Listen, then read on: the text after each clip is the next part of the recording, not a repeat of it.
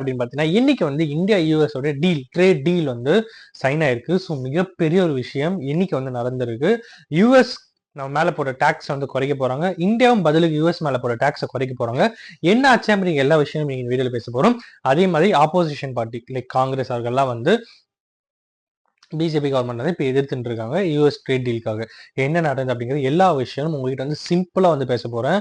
இதுதானே நடந்தது அப்படிங்கிறத சிம்பிளா பேசுறேன், கேட்டுக்கோங்க. ஓகேங்களா? ஸோ ஃபர்ஸ்ட் விஷயம் என்ன அப்படின்னு பார்த்தீங்கன்னா, ட்ரம்ப் அவர்கள் லாஸ்ட் இயர் வந்து யூஎஸ் கவர்மெண்ட் வந்து ஆட்சியை பிடிச்சதுல இருந்து இன்னைக்கு வரைக்கும் இந்தியாவுக்கு வந்து குறைச்சி கொடுத்துட்டே இருந்தாரு.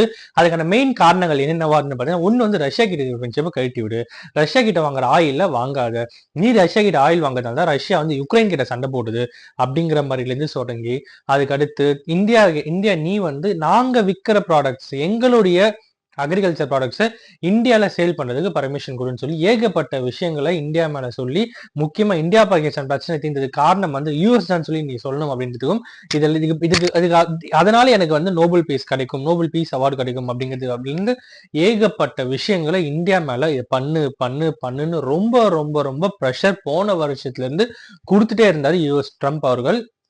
ஸோ அதுக்கடுத்து என்ன ஆச்சு அப்படின்னு பார்த்தீங்கன்னா, இன்னைக்கு வந்து அவர் வந்து ஒரு ட்வீட் போட்டிருக்காரு. ஓகேங்களா? அவரோட சோஷியல் மீடியால, ஓகேங்களா? எக்ஸ்ல இல்ல, அவரோட சோஷியல் மீடியால என்ன சொல்லியிருக்காருன்னா, நான் வந்து இன்னைக்கு வந்து மோடி அவர்கள்கிட்ட பேசினேன். என்னுடைய மிகப்பெரிய ஃப்ரெண்டு, எனக்கு வந்து ரொம்ப வருஷமா ரொம்ப க்ளோஸ் ஃப்ரெண்டு அப்படி இப்படின்லாம் சொல்லிட்டு, அதுக்கப்புறம் வந்து அவர் சொன்ன முக்கியமான விஷயங்கள், இந்தியா வந்து யூஎஸ் கிட்ட வாங்குற ஐ மீன் ரஷ்யா கிட்ட வாங்குற ஆயில் வந்து ஸ்டாப் பண்றேன்னு சொல்லிட்டாங்க. அதுக்கு பதிலா யூஎஸ்ல இருந்து ஆயில வாங்குறேன்னு சொல்லியிருக்காங்க. விச் மீன்ஸ் வெனிசுலால இருக்கிற ஆயில் வந்து இந்தியா வந்து வாங்குறேன்னு சொல்லியிருக்காங்க.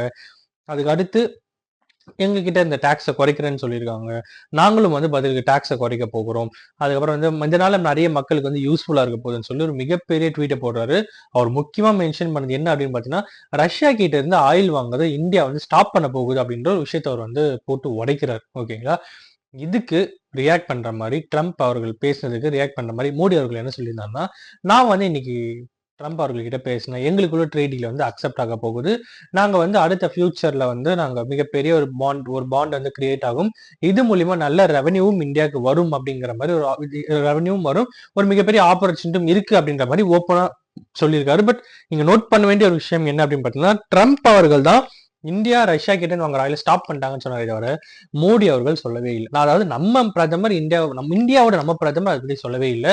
இதுக்கு அடுத்து ஒண்ணு இந்தியா சொல்லணும், இல்லைன்னா ரஷ்யா சொல்லணும்.